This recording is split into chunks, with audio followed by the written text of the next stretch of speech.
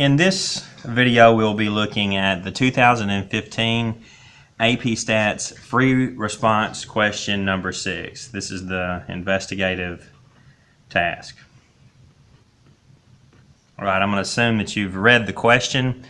I'm going to get down to our two sampling methods it describes. Method 1, take a random sample of 200 tortillas from 200,000 tortillas produced on a given day. Measure the diameter of each selected tortilla. Method 2, randomly select one of the two production lines. Take a random sample of the 200 tortillas from the 100,000 produced by that production line. Measure the diameter of each tortilla. Well, method 1 is a SRS, a simple random sample. That is, we assuming that they somehow numbered all 200,000 tortillas, and then in each tortilla had an equal chance of being selected, we could assume that all samples of size 200 would have the same chance of being selected. Method 1 is an SRS.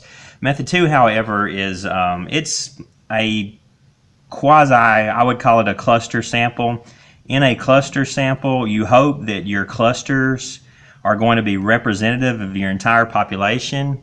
So if we're sampling from production line A or B, that's not necessarily the case, but it's closer to a cluster sample than it is a stratified random sample, because if it were stratified random, we would select from both of our production lines. So I'll call it's closer to a cluster sample. Question A, will a sample obtained using method 2 be representative of the population of all tortillas made that day with respect to the diameters of the tortillas? Explain why or why not. Well, no. I mean, we can see if we're sampling from one of these production lines, it is certainly not going to be representative of all.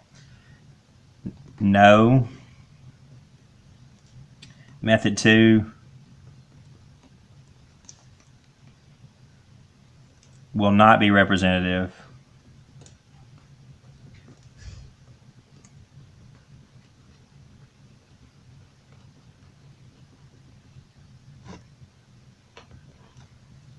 of the entire population.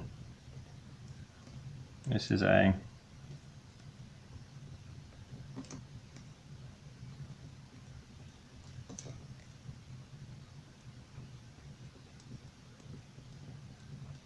you can see from our picture that the entire population is most certainly symmetric. In fact, it looks perfectly symmetric, and it's centered at 6, so both the mean and the median will be at 6.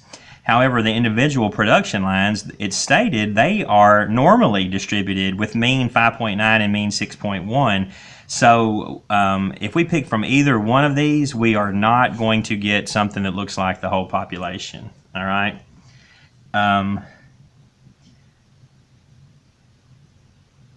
Since line A is approximately normally distributed with a mean of 5.9, and the standard deviation, if you look here, from the mean all the way out to what would be about 3 standard deviations, it was like 1.5. So the standard deviation I would estimate to be 0.05. Okay, we'll say approximately. Mean of 5.9 and approximate standard deviation of 0.5. And line B is normally distributed. Approximately normally distributed with mean of 6.1, and again approximately 0.05 standard deviation.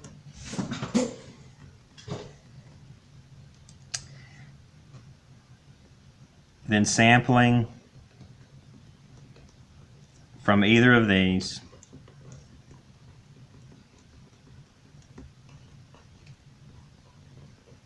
would not be representative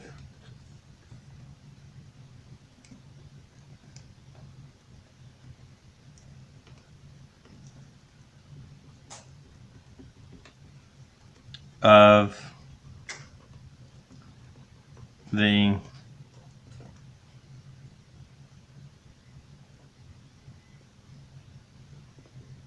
entire population.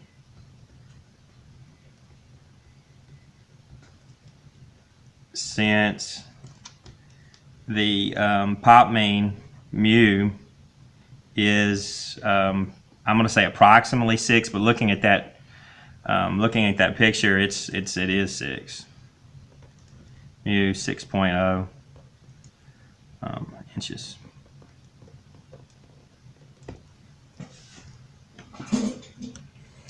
All right, that is question A.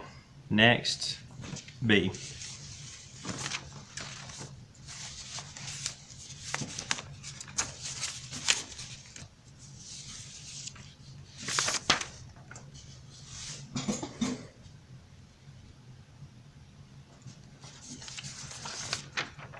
Okay, so B says the figure below is a histogram of 200 diameters obtained by using one of the sampling methods described. Considering the shape of the histogram, explain which method, method 1 or method 2, was most likely used to obtain a sample. So this is the distribution of a sample, not a sampling distribution. It is the distribution of one sample. Distribution of one sample. And this is a sample of size 200. So we have seen the population distribution previously, and now we're seeing the distribution of one sample. And they're asking us, which did this come from? Well, if you look, this sample pretty much mirrors the entire population. In fact, if we dropped that population over the top, it would look remarkably similar. Thus, we must have drawn from both of the production lines. In particular, you can see the number of extreme observations. Here we have an observation that's well below 5.7, and we have several observations above 6.2, and that would be impossible if we were sampling from one of the lines. B. Considering the number of extreme observations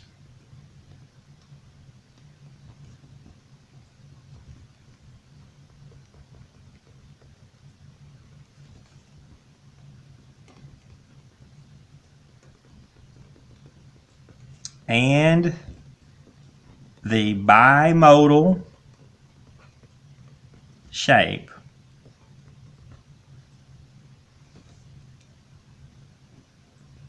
this sample clearly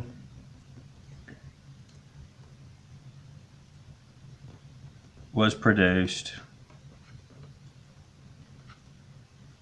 by method 1, an SRS.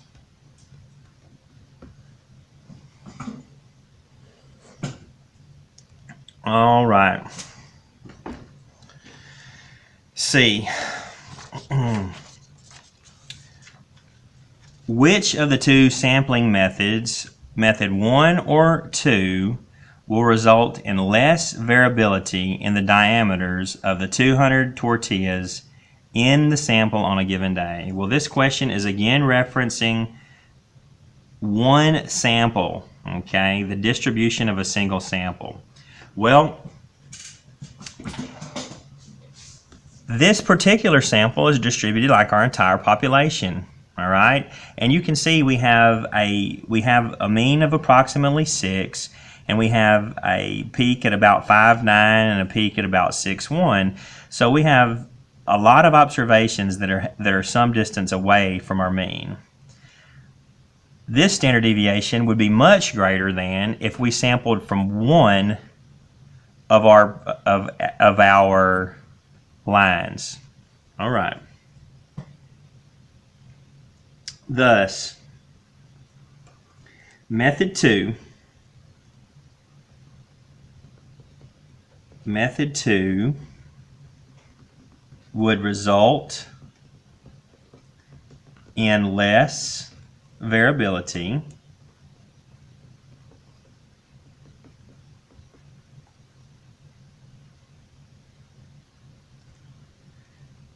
because we would be sampling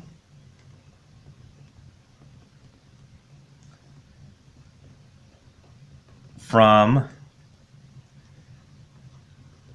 only one production line.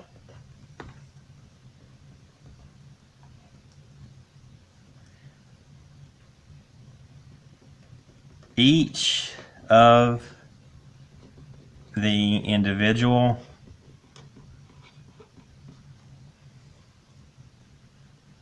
lines has less variability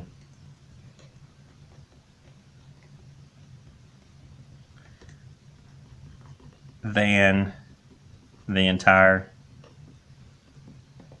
population.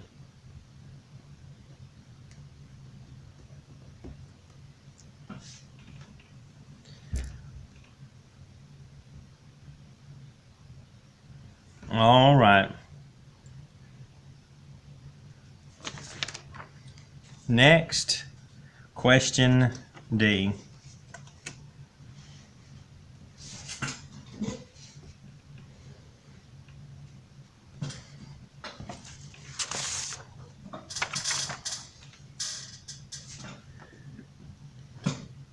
For question D, it asks, each day the distribution of 200,000 tortillas made that day has a mean diameter of 6 with a standard deviation of 0.11. It doesn't say they're normally distributed. We know that indeed they're not normally distributed, but they do have some mean and some standard deviation. For samples of size 200 taken from one day's production, describe the sampling distribution of the sample mean diameter for samples that are obtained using method 1. Well, now we've come full circle with this question. During AP Stats, we've talked about 3 different kinds of distributions. The population distribution, and that was our initial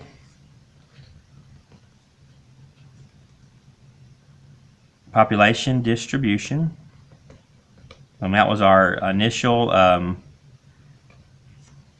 picture that they showed us with the 2 normal curves.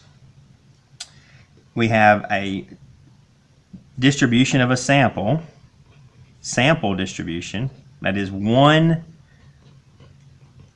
particular sample.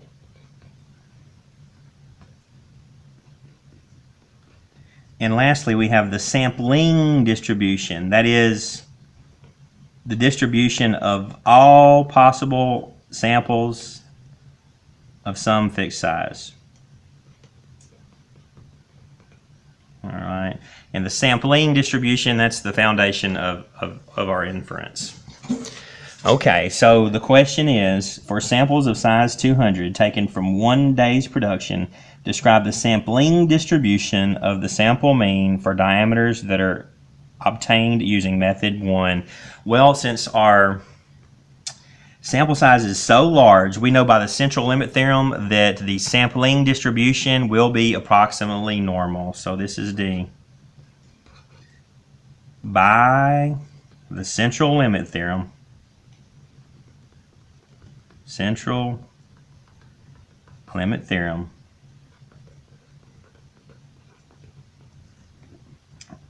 the sampling distribution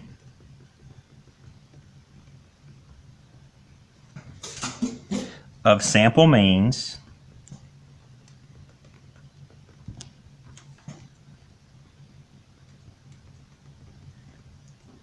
will be approximately normal with a mean that is our population mean, in this case 6, and a standard deviation that is our population standard deviation divided by the square root of our sample size, in this case 200. And the unit here is inches.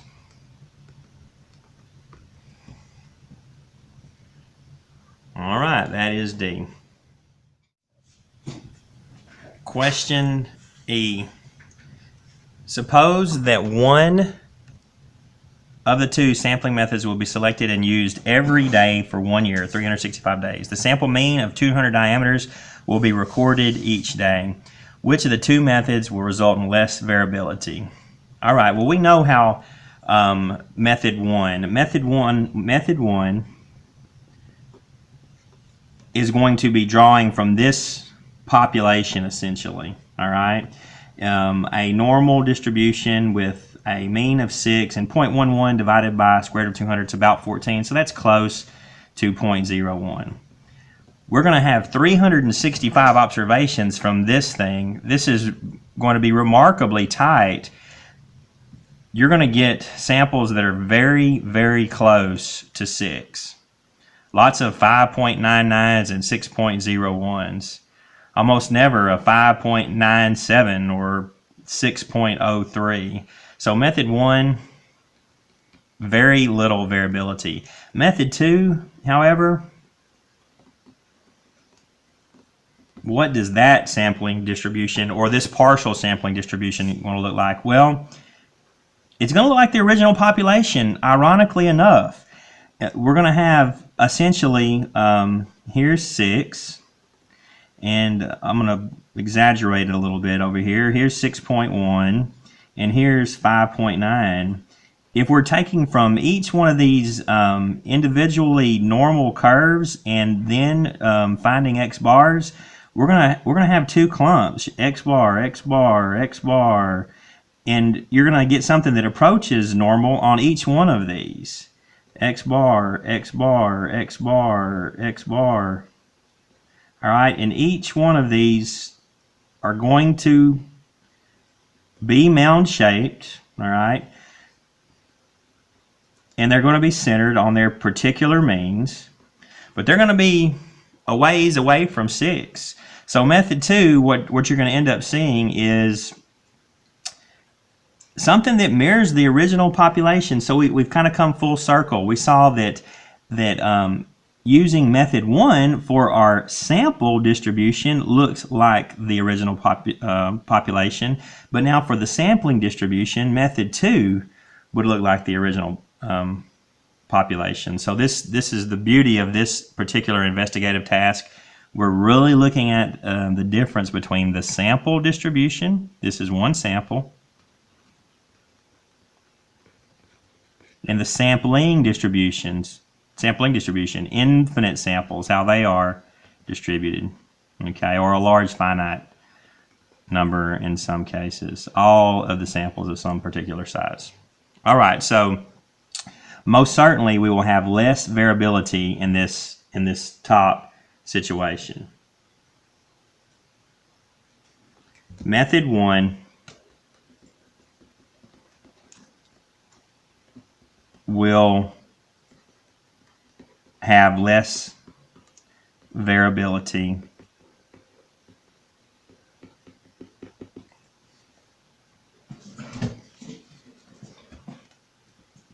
because it draws 365 observations from normal 6,0.01 about, while method 2 would approach the original distribution. Okay. And then this is a partial sketch. Partial sketch of what method 2 would approach. And you can see we have most of our observations are going to be a ways from 6, our observations are going to be very close to 6 in this case. All right, that is E. Lastly, F.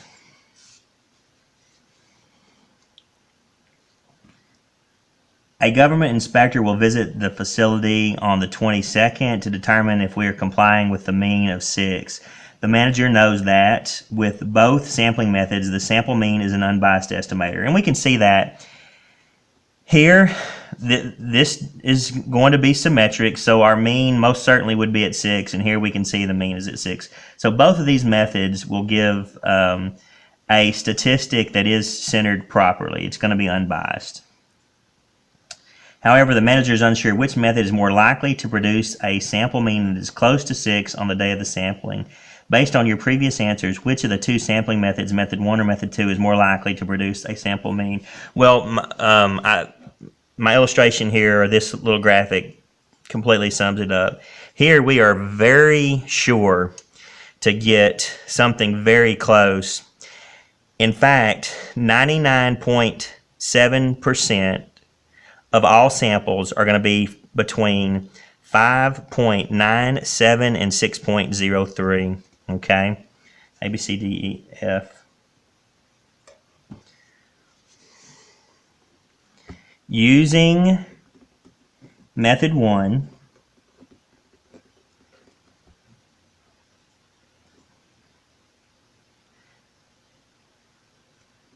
we are drawing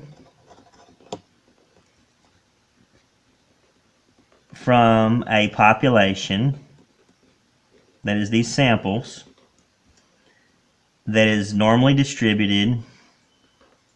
Okay? Thus,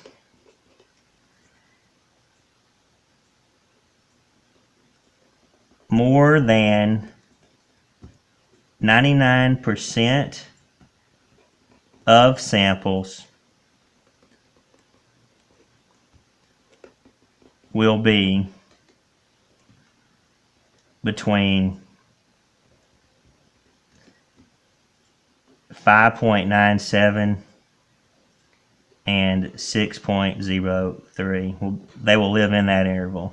Okay, so that is, for the purposes of measurement, we're talking about 0.03 inches. That is as close to 6 as one's going to get. All right, I don't know if what instrument they're measuring with, but that's going to get it done. So method 1, we're very close. However, method 2,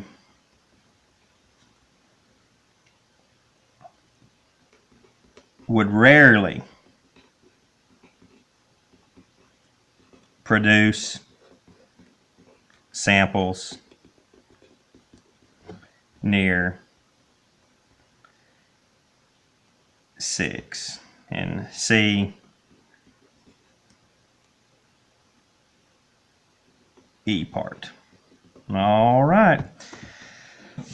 So that sums up the investigative task. So this investigative task, what it was investigating was your understanding of essentially the main brushstrokes of the course. This idea that we have a population, and from that population we can take a single sample, and then we can compile those samples into a sampling distribution.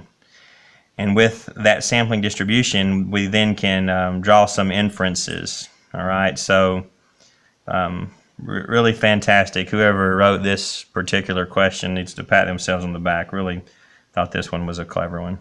All right, that concludes problem number 6.